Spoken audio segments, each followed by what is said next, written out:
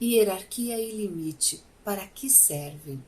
Eu sou a psicanalista Bel Ruiz e esse é o meu canal Veja Bel.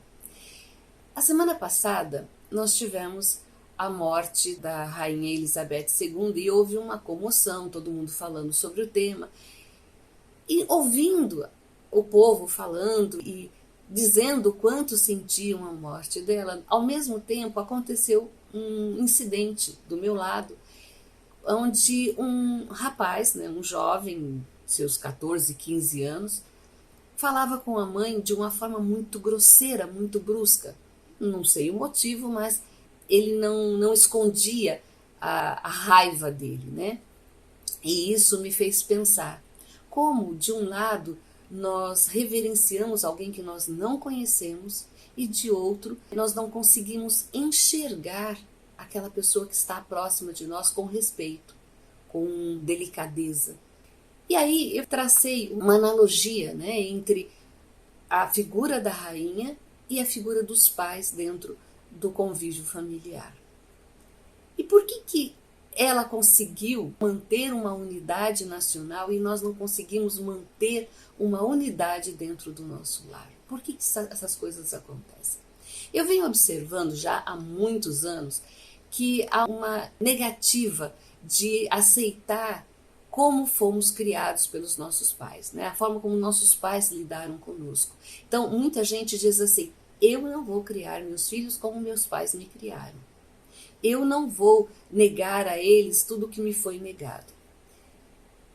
O erro aí está em nós nos focarmos naquilo que os nossos pais fizeram de errado e não pensarmos, não analisarmos o que somos hoje, o que nós construímos e o que nós conquistamos hoje com base no que eles fizeram de certo. Porque é isso que vale. Errar, todos nós erramos, porque filhos não vêm com manual de instrução. Ninguém nasceu sabendo ser pai e mãe. Isso se aprende no decorrer do tempo.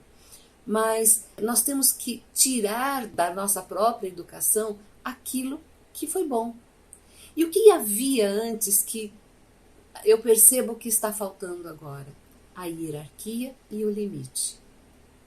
E o que significa essa hierarquia? O que ela traz de benefício para a educação dos nossos filhos, ou até para os nossos filhos? A hierarquia estabelece quem é que manda.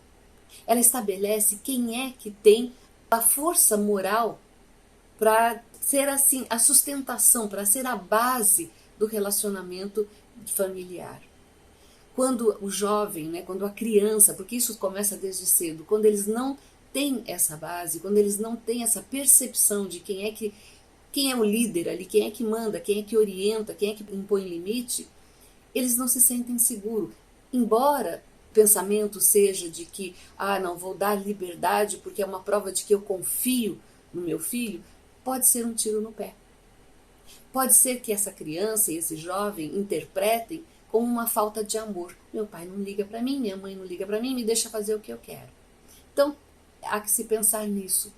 E quando eles não têm esse limite em casa, quando eles não têm essa percepção de hierarquia em casa, eles não vão ter lá fora também. E a casa é o porto seguro, é onde nós temos que ter a ideia de onde voltar, para onde voltar quando a coisa lá fora, no mundo, porque o mundo ele consegue muitas vezes ser cruel. Quando ele for cruel com o nosso filho, ele sabe para onde voltar.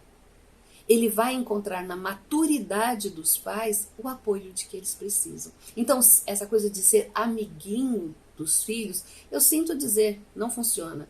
E nem existe, porque o filho ele não vai ser com os pais como ele é com os amigos.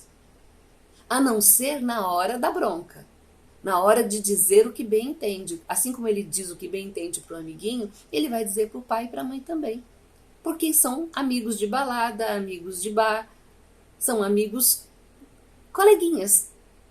Quando na verdade a amizade do pai pelos filhos é essa do limite. É de dizer, olha, até aqui você pode ir. Isso você pode fazer, isso você não pode. E explicar, lógico. E o limite ele tem que ser constante. Não adianta amanhã deixar fazer o que ontem proibiu só para evitar o estresse. É preciso que haja uma constância. Porque o filho, o jovem, né, a criança, ele entende que aquela pessoa que está pondo limite para ele está sabendo o que está fazendo. Existe essa superioridade. Não adianta, se está no mesmo patamar, não vai resolver, não vai ajudar em nada. Então eu vejo hoje pais que têm uma relação com os filhos sentimental. Ah, eu quero ser amado pelos meus filhos. Não há isso. Você não precisa ser amado pelos seus filhos, você precisa ser respeitado pelos seus filhos, para que eles aprendam a respeitar lá fora também. Para que eles saibam que eles têm para onde correr, para que eles saibam que eles têm um exemplo a seguir.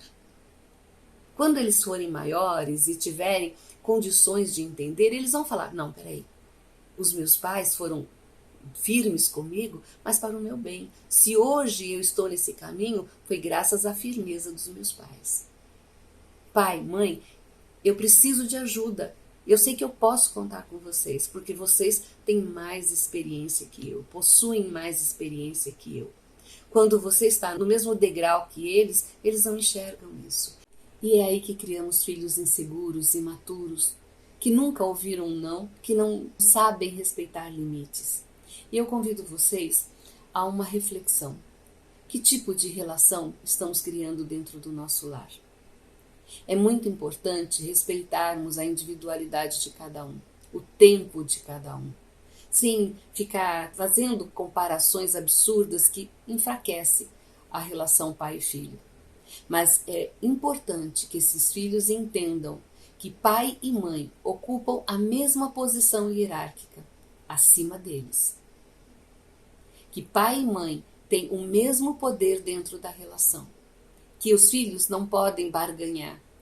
Eles podem conversar e chegar a um acordo, mas não existe barganha com um pai ou com a mãe, em detrimento do outro.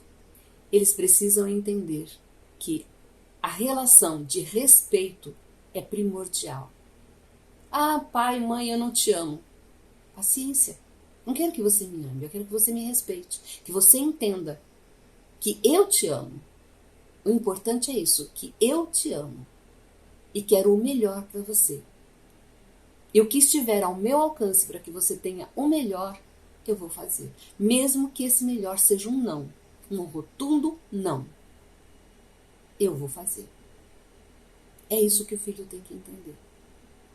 E quando ele diz eu não te amo, é da boca para fora. Vai chegar um momento em que ele vai entender e vai agradecer. Porque isso vai criar neles autoconfiança, autoamor, autorrespeito. E a partir daí ele vai respeitar também o professor, o colega de trabalho, o chefe. É a partir daí que ele vai ser uma pessoa segura, confiante e um bom profissional. Nós temos que parar de nos livrar da responsabilidade de dizer não. Por medo, por insegurança. E o medo e a insegurança é nossa. Muitas vezes nós estamos trabalhando ou disfarçando a nossa própria insegurança. Então nós permitimos que o filho faça para não demonstrar autoridade, porque nós temos medo de demonstrar essa autoridade. Será que eu consigo? Ah, consegue sim. O próprio amor pelo filho faz com que a gente consiga. E ser pai e mãe é um ato de aprendizagem. Nós vamos aprendendo dia após dia.